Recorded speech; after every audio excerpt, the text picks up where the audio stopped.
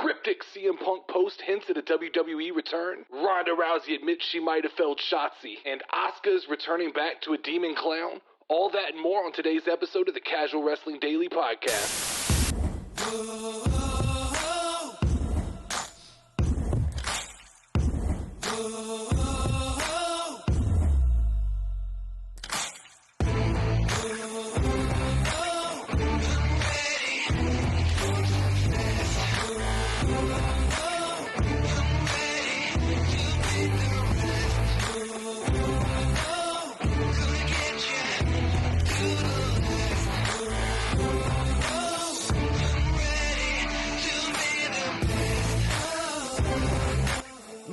What is up, people? It is Thursday, December 8th. We have a solid Dynamite for Casuals recap coming up for you in just a minute.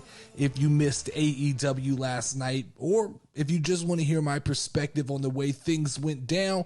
But before we get to that, let me start off by letting you know we are on patreon.com/The Casual Wrestling Show. All you have to do is hit that follow button and you will become part of our community. And if you want to just step it up one level and become part of the Casual Wrestling Channel's bloodline, you can become a patron for just $5 a month, like our current Patreon producers. It's Zinni, Ritas JC, and my boy Noobs, who officially confirmed to me yesterday that we are indeed on a friendship level where I can call him Noobs. So I am excited for that. Make sure to hit the like button. We've been doing better, but look, every like counts, helps us get in the algorithm, and it just, it pushes the channel a little farther every time you take the time out of your day to hit that like button. Now, let's talk about some wrestling from last night. More importantly, let's do a nice little casual recap of AEW Dynamite. Dynamite started off with a battle royal. We knew it was coming. It was the Dynamite Diamond Ring Battle Royal. A little different this year. A little different. It wasn't, you don't win the ring immediately. This time you win the opportunity to challenge MJF at any time to take that ring. It was a good battle royal. I wasn't mad at it. It was a good start to AEW Dynamite. Little things that I did notice were like Dustin Rhodes got a nice little pop.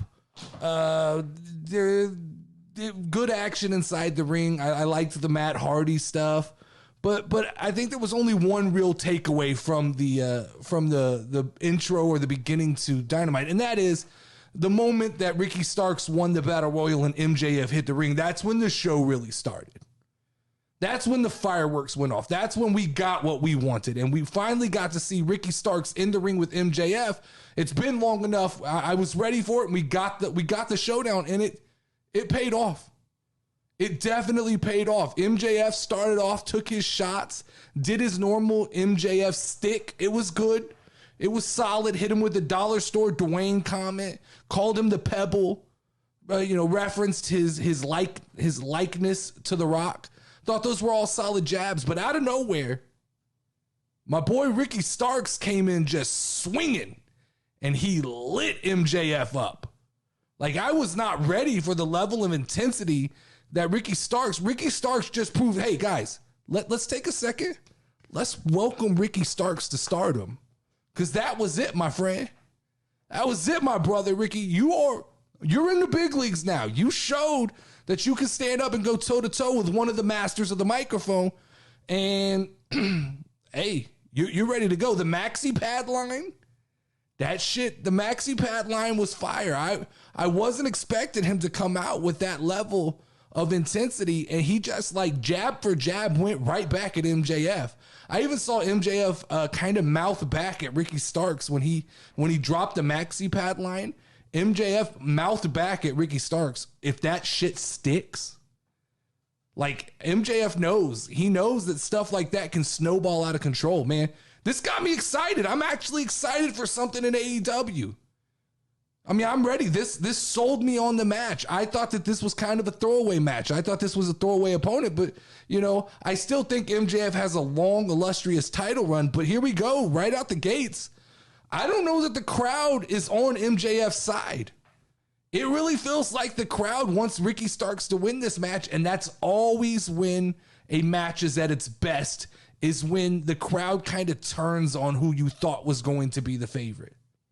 And that's what it looks like is happening. So I'm excited for that. Now there's kind of two angles at play here. There's the AEW, the BBB, the big beautiful belt, the AEW World Championship, and now the Dynamite Diamond Ring is at play also.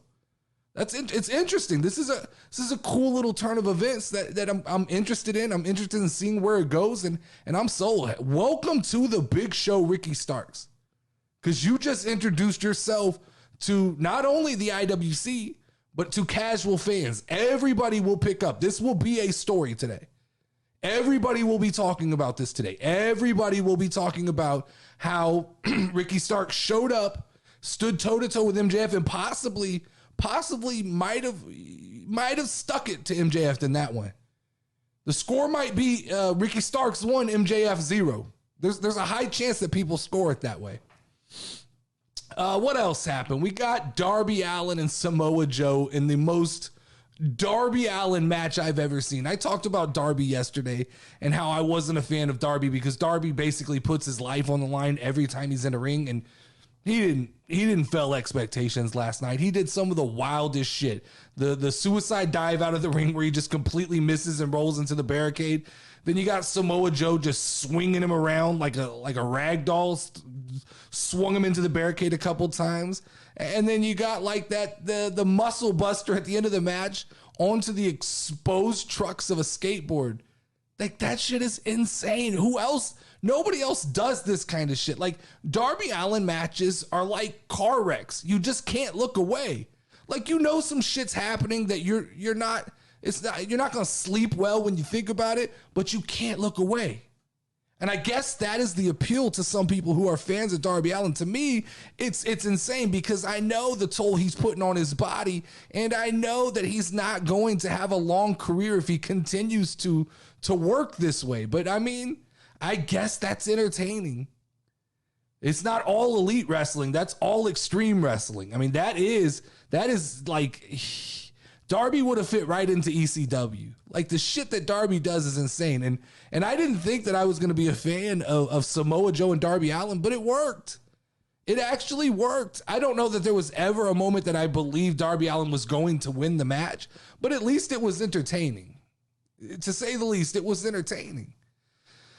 We got a tag team match between Claudio and Wheeler Yuta versus Garcia and Jake Hager.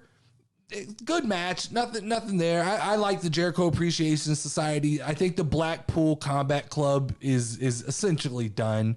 They're just trying to figure out what they're going to do next. But it's apparent to me that the crowd wants the Real Americans reunion probably more than they want Cesaro to re-win the Ring of Honor Championship. And if Tony Khan has half a brain, you can't go from the charisma of Chris Jericho to Mr. No Personality Cesaro and think that Ring of Honor belt is still going to have meaning. I think that Chris Jericho has to retain at Final Battle, and I think that it would be fun for the Jericho Appreciation Society to absorb Cesaro or Claudio. I keep calling him Cesaro. Claudio. For the Jericho Appreciation Society to absorb Claudio and start to try to give him a personality.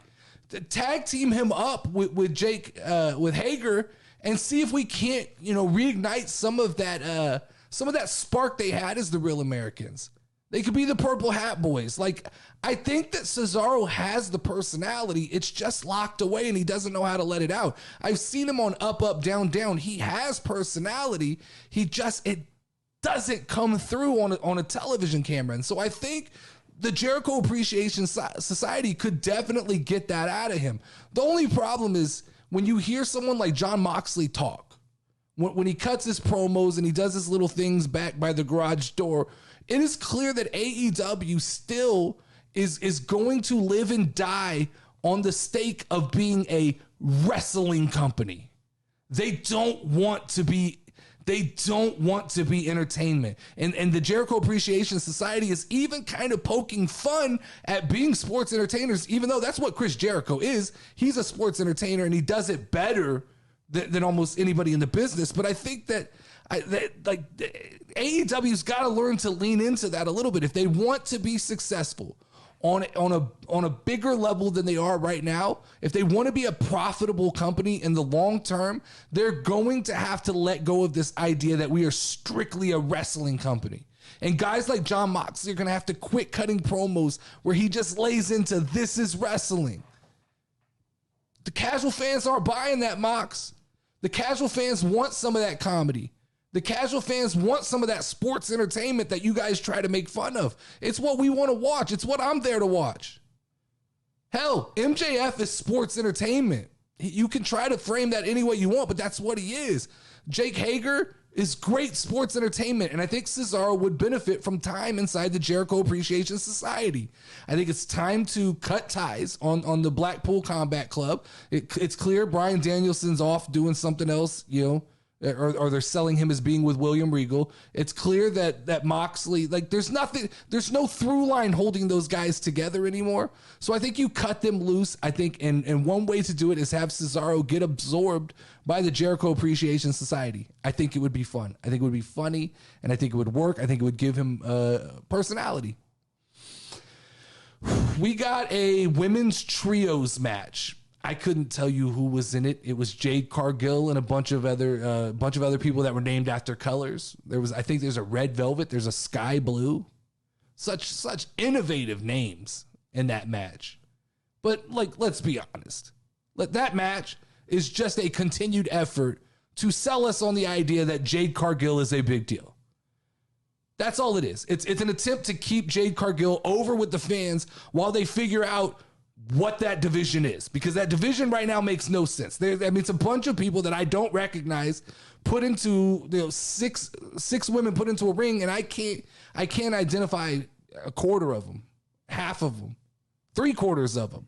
I know who Jade Cargill is. That's about it. I think there's a Sky Blue. Is that her name? Sky Blue. I think there's a Sky Blue. I think there's a Red Velvet. Other than that, I don't know. I don't know who the people are. But it's pretty plain to see that Tony Khan is investing into Jade Cargill. He's giving her television time on a weekly basis, which I think is the right move. And he's done a good job of at least making her seem important. Like her winning streak, it seems important. She seems like a big deal in what is the semblance of a women's division in AEW. The only problem is I think, how long, if Tony Khan can't put together a women's division, if he can't put together a coherent women's division outside of, Britt Baker and Paige or Saraya, who are going to be in a match again together in a tag team match, which is awesome. I'm excited for that. I think Britt Baker matters. I think Saraya matters. But outside of that, I don't know. None of those people are selling tickets. And so if they can't get some kind of division together for Jade Cargill, how long is it before WWE comes knocking on that door and goes, we have a lot of opportunity for you? Because there's no doubt right now that the women's division in WWE is a more profitable, more casual friendly, more commercial division, and Jade Cargill would fit perfectly into that division. So how long before, I don't know what Jade Cargill's contract is, but at some point in time, that contract's going to come up. And if AEW has not put together a women's division, I think that there's a high possibility that we see Jade Cargill. She fits right in to a WWE ring. She has all the attributes that Triple H would love in a women's wrestler. So I think be on the lookout for that. I'm sure that there's reports that WWE has shown interest in her. And so, we'll see what comes of that. And then we got a main event. We got a main event of the Acclaimed versus FTR, which, once again, this is one of these matches where I see the IWC just completely lose their shit over, and I still don't get it. I think this is the third FTR match that I've watched. I don't understand what you guys are seeing. I just don't see what everybody sees in FTR. Are they solid? Sure. Can I appreciate that they make the babyface team look good? Sure. Can I admit that they do a lot of things right? Sure, but there's nothing special there. There's not. I'm not. Maybe maybe I was just born in the wrong generation to understand. Maybe I'm too old to see the newness of them, and I'm too young to appreciate that 80s style of wrestling. You know, I grew up in the Attitude Era. That's where I watched my wrestling. And that Attitude Era was just personality thrown in your face. And they just lack so much personality. They're a little bit boring. Like, they're good, but they're boring. There's no emotion. I have no emotional investment in their matches. The Acclaimed are good. On the other hand, the Acclaimed are stars. The Acclaimed are on the path very similar to the New Day.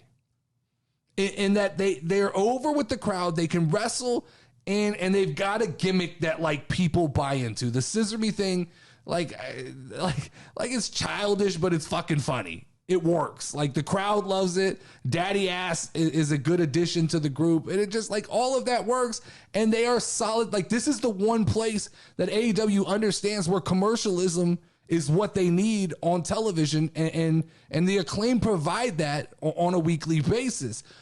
Once again, we got to turn and play devil's advocate a little bit. What is the ceiling for the Acclaimed? Because I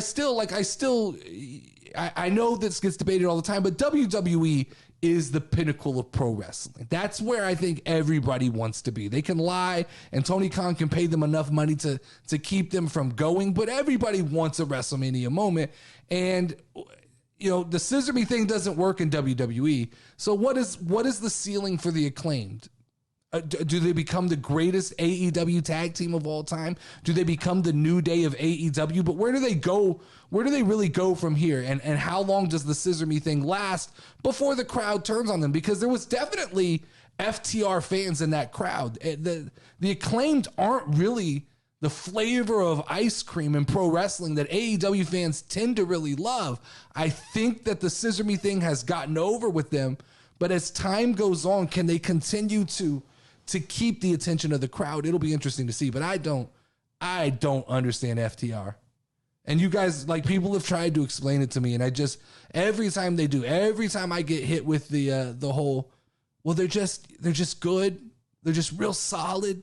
They're old school. They don't flip around. That's cool. Like, I'm good. Like, I'm not a big flippy guy, but nothing they do sells me on this idea that I need to go, they're the best tag team in the world. I don't see it. We also got William Regal kind of bowing out gracefully. I thought that was a classy way to do that. I liked, you know, if not a little bit confusing, that William Regal had pre-recorded a video that would explain everything that kind of happened. That was the classiest way you could write him off of AEW television. That kind of made sense. A little bit of a, I think it affects MJF just a little bit if you look deeply into this. Most people aren't gonna look deeply into it, but the idea that, like, he helped MJF because he wanted MJF to fail, none of that. Like, it was this weird kind of workaround to give him a proper send off from AEW, and to B, I think, salvage what's left of the Blackpool Combat Club, or whatever the fuck their name is, whatever that group is. But you know, Tony Khan, he let William Regal go, and he gave him a 1-year non-compete. That's interesting. And it's not even a full-on 1-year non-compete. It's a 1-year non-television compete stipulation on releasing him from that contract, or however it was. I don't know if the contract was up or if William Regal had an out. But it's interesting. Tony Khan this definitely proves Tony Khan does not want people from AEW jumping over to WWE and being on television. Like, it's painfully obvious at that point. And the IWC, you guys have sat and fucking complained about the 90-day non-compete that WWE's been giving guys, but they pay people. Tony Khan's out here locking down people for an entire year. That's crazy. It's crazy that he doesn't want him on television. Like, there's definitely a fear in that from Tony Khan. Interesting. It'll be interesting to see if after a year, if William Regal appears back on WWE. But definitely that tweet from Triple H before War Games feels like a little bit of a shot fired. That was Triple H calling his shot, saying, you're coming home. You're coming back. That's interesting. I'm telling you, Triple H, I don't think Triple H has any fear of Tony Khan, and that's going to be dangerous for Tony Khan because I think that Triple H is the more the ratings fall, and we'll talk about that in a little bit in AEW. I think the more that people are going to want to jump ship. All right, I want to take a second to talk about something we're going to be doing tomorrow on the podcast with Lauren. We are going to be announcing the nominees for the first ever official Notorious Casual Wrestling Awards.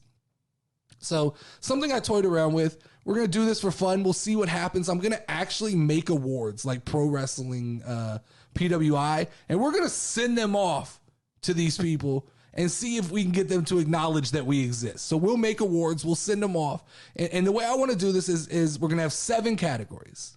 And I'll list those categories in just a second. But in each category, I'm going to give everybody 6 choices selected by me with an option to write in something that you think I'm crazy for leaving out. Because I'm sure that my bias, I've left something out that people think is better than my choices. My vote will account for 25% of the total. Lauren's vote will account for 25% of the vote, the total. You guys, the listeners, your vote, and we're probably going to do this on YouTube and Spotify, because Spotify has a place for polls and questions, and YouTube has a place for polls and questions. So I'm going to stick to, those are my 2 best social media platforms. So we'll post the polls there. So the listeners' vote will count for 25. So we got my vote 25, Lauren's vote 25, listeners' vote 25. Then I'm going to create a panel of some of my favorite content creators from TikTok and YouTube that I talk to. And I want to create a little panel of those guys and get them to, their votes combined will count as the other 25%. That way we get kind of a broad spectrum of opinions. It won't just, I don't want to just make the selections. I don't want Lauren just to make the selections. I don't want you guys to have all the power. And I don't want these guys that are my peers to have all the power. So I think if we all come together and create the first ever Notorious Casual Wrestling Awards, and we send those awards off, maybe someone acknowledges that we exist. But the 7 categories that we're gonna work with this year are gonna be Newcomer of the Year, Match of the Year, Male Superstar of the Year, Women's Superstar of the Year, Feud of the Year, Tag Team of the Year, and Faction of the Year. And I will announce the nominees for those, for all of those categories tomorrow on the Casual Wrestling Podcast, the Friday show. Let's talk about a couple current events before we get out of here. Starting with Ronda Rousey was on live stream and she opened up about her match with Shotzi, where she said, "I feel like I failed Shotzi." So Ronda Rousey, she addressed some of the awkwardness of that match, which just when I want to turn on Ronda Rousey, just when I want to be mad, be angry, say, oh, she's selfish, she comes out and she does this thing where she drops honesty on us. And I love honesty. Like, I love when people admit to failures, because it lets me know that they're first self-aware of what's going on. And secondly, there's a rawness in somebody who can look at something and go, I understand why it's fucked up and why people reacted a certain way. And so she came out and she talked about that apron DDT, and that it was a spot that she wanted to do because she had seen Shotzi do it numerous times and she loved it, but she had nowhere to practice. She said the ropes on her ring were too loose, so they couldn't practice it on her ring. And she said when they got to the arena, there was no time, and there was something obstructing their ability to get in the ring and actually practice it. So she came out and said when it came time to do it, she just botched it. I can appreciate that. I can appreciate Ronda Rousey going, look, I fucked up. I didn't know what I was doing. I messed up. There's a beauty in honesty to me. And then the fact that she went on to say, like, she joked about this idea that everybody wanted her fired, or everybody, she went on to laugh about that, which is, even to me, it's even more poetic that Ronda can go, I saw what everybody said and I get it. And then she takes a little serious shot at the idea of, like, hey, you guys didn't go after Ridge Holland and some of these other people who have injured other superstars and put them out, legitimately. I just botched I botched a move on the apron actually to try to keep Shotzi safe, because once it started to happen, she saw, oh shit, I don't know how to do this. And so instead of like a catastrophe, she goes, well, we're going to fuck this up. And she went ahead and messed it up. And I think that's in context to what she said, I have no issues with that. And I love that she can joke about it. She also said something that was interesting to me, and that is that they got, and I guess this comes to the official. I don't know how wrestling works, but I think that the official has an earpiece where he can relay messages to them. They got called on time quickly. I guarantee you this has to do with the crowd we want Sasha Banks chants. I think WWE saw quickly, because Ronda says they were just starting to get into a rhythm, which is what I thought was happening. And then all of a sudden, abruptly, that match just came to an end. And it was weird. I said, that didn't work. That didn't work for Shotzi. That looks stupid. And then to come to find out, it was people in the back. It wasn't Ronda. Ronda felt like they were just about to turn the crowd. They were just about to get some "this is awesome" chants. And then WWE called time. Triple H called time on them. And I think that was a panic move. I think that was WWE panicking because the crowd wanted Sasha Banks. And I think they got into that match and they started listening. And I think they were having problems. They had to cut the crowd audio feed. And I think they said, hey, let's cut it. Get him out of there. Get him out of there. This isn't going the way we wanted it to. So that's interesting. So I'm a little bit back on the Ronda train. I can admit when I'm wrong. I can admit when I overreact to something, which I clearly overreacted to. And to hear Ronda come out and own that, man, that it honestly makes me like Ronda even more. Ronda had started to turn me back. Then this match made me go, and I think now I'm back on the Ronda train. I'm back on. Tony Khan, this is the next story here. Tony Khan trying to see if there's a market for afternoon pay-per-views. What? No, there's not. The only time you do a afternoon pay-per-view is out of necessity, is because you're overseas or because there is a major event hindering your ability to have that nighttime slot. And that major event for Ring of Honor is UFC 282. Like, there's that, like, quit, Tony, quit trying to pretend like you're going like, 4:00's a good spot. They kept trying to sell us on this idea. There's no college football on Saturday. That's not what you're up against, brother. That's a lot of television watching. I think UFC has more crossover with AEW fans than it does with WWE fans. So now you're expecting someone to watch, I don't know if it's 3 hours or 2 hours of Ring of Honor and then another 3 hours of UFC. You're losing a big portion of your crowd here. Of what crowd that maybe even exists? I don't know. When I look at this card, I'm not sold on. I'm definitely not watching and reporting on this event. I will read about it and I can talk to you guys about what I read. But this is one you guys, if you want the scoop on Ring of Honor Final Battle, that's one you guys are gonna have to tell me about. But it feels like Tony Khan has too many irons and too many fires.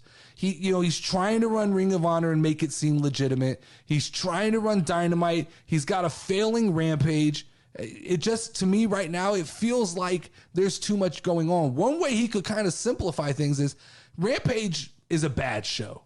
I mean, it's bad. There's literally no reason right now to watch Rampage other than it's just matches. There's no storylines. No storylines are furthered on that show. It's just a bunch of matches where you can look at the card and the winner is it's super easy to pick who the winner is. So it's like an exhibition night of wrestling and it makes no sense. Why not make that your Ring of Honor show? Why is Friday Night Rampage not just a Ring of Honor card? You were putting enough Ring of Honor people on TV, Ring of Honor people. They're basically just AEW wrestlers that he doesn't know what to do with. But make that the Rampage show and move it off of Fridays. SmackDown owns Fridays. There's not room for another wrestling show. SmackDown is the premier wrestling show right now. It's better than Raw. It's better than Dynamite. It's better than Rampage. So get off of Friday nights. Thursdays, go to Tuesdays. Find another night. Compete with NXT again so you can feel good about yourself. But that Friday night slot, that is a death slot for AEW. But Tony Khan's got to figure something out here. His ratings are slipping. There's no doubt his ratings are slipping, especially on Rampage, a show that, you know, it wasn't too long ago he was touting how AEW needed this extra hour of wrestling. And now it's a non-watch. I don't know, like nobody, like I said, it's so easy to figure out who's going to win those matches. There's no storylines being represented or furthered. It's kind of a clusterfuck. This was interesting. CM Punk dropped some strange WWE themed post amid his AEW absence. So CM Punk went to, I believe it was Instagram, and just randomly drops a couple of old nostalgic photos of himself inside a WWE ring. You know, is Punk just trolling us? This feels awkward. It doesn't really feel like something CM Punk would be interested in doing. I don't know that CM Punk, I know he has a little bit of a troll in him, but with all the shit he's kind of gone through in regards to wrestling, I don't know that Punk wants to just keep igniting a fire with the IWC and with fans. It feels like, to me, maybe this is CM Punk kind of gauging whether or not the fans would accept a return to WWE. Because I think that there's this overwhelming consensus that it's kind of just made up. I don't know where the proof is. You know, we got Dave Meltzer. Dave Meltzer came out and said that, you know, if CM Punk came back to WWE, there'd be huge opposition inside of the company. What is the proof to that? I don't foresee that. I think if CM Punk came in and humbled himself a little bit and didn't come in abruptly, why would anybody be upset about that? Like, what does that really affect anybody? You know, if he comes in and he starts being abrupt and abrasive, I get people not wanting to work with him, but like, if he comes in and he's kind of humble, what is the problem with that? I don't understand that. And I don't understand that all it took was Punk coming out and calling bullshit on the Elite, that the IWC and even casual fans just turned on him. Like, what kind of bullshit is that? The IWC tries to call casual fans fickle, but that was one of the most fickle things I've seen. Like, we're 6 months removed from CM Punk coming back and the IWC telling me that this was the thing that was going to change the wrestling industry. This was the thing that was going to put AEW over the top of WWE, and the fickle IWC fans turned their back on him. So, I mean, I don't know. Is Punk trolling? Is he not trolling? Like, I honestly believe in my heart of hearts, if CM Punk returned, not going to return at the Royal Rumble. That's way too soon. But let's say he did. Let's just play hypothetical, and CM Punk returns at the Royal Rumble. People are going to lose their shit. People are going to be excited. They can pretend to be mad. Right now, it's the cool thing. Right now, the cool thing is to pretend to be mad at CM Punk. CM Punk's an asshole. CM Punk's ruining wrestling.